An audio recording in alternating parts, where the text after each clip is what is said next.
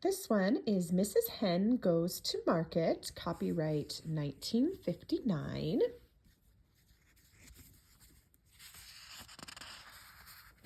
Oops. Here we go. One morning, very early, Henrietta Hen lay in bed and opened one eye. She saw the sun just peeking over the hill. Then she heard Rooster cry, "Cock-a-doodle-doo!" and she knew it was morning. Henrietta thought, everyone else is going to do something wonderful today, but I shall do the same old thing I do every day. Cook the breakfast, wash the dishes, sweep the floor, and go to market. And she sighed a big sigh. I don't even want to get up. But she did. She cooked a big corn pudding for breakfast. Then she tied some lunch on a red handkerchief for Rooster. Then she shooed the children into the garden to play. Same old dishes, grumbled Henrietta as she washed the dishes. Same old dust, she muttered as she swept the floor. And same old going to market, she said, reaching for her bonnet and shawl. She picked up her pocketbook and her shopping bag and her umbrella and trudged down the road to the market.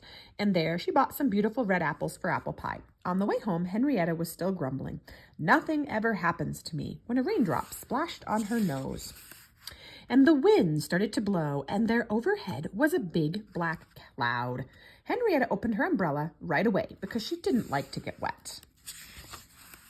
No sooner had she opened it than a strong gust of wind swooped under it. She was so busy trying to hold onto the umbrella and the pocketbook and the shopping bag and at the same time keep her tail feathers dry, she didn't notice that her feet had left the ground. Then she looked down and saw that the wind was carrying her up into the air. Heavens, she gasped. There goes my pocketbook. The pocketbook landed with a plop on Mrs. Duck's yard. It's raining pennies, Mrs. Duck. Oh dear. And there go my beautiful red apples, said Henrietta. The red apples fell all around Mrs. Goose below. It's raining apples, shouted Mrs. Goose.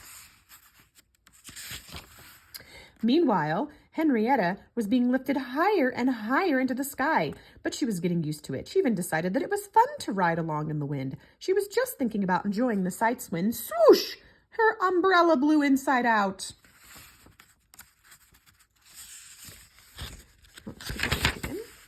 In an instant, she was dropping like an arrow toward the earth below. She saw the trees getting near and near, and in her fright, she started to flap her wings.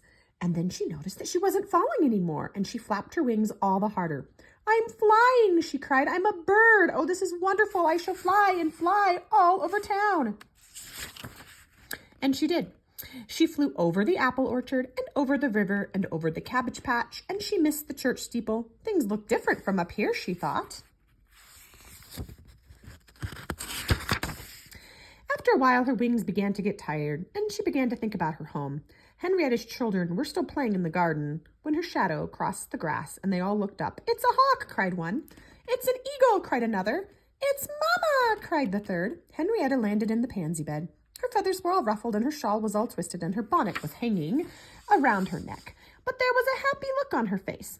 I never would have thought of flying, said Henrietta. Henrietta doesn't mind getting up in the morning anymore. She bounces out of bed clucking a jolly little song. She hustles with the cooking and hustles with the dishes and hustles with the sweeping, and she just can't wait to go to market because now Henrietta flies to market every day. The end.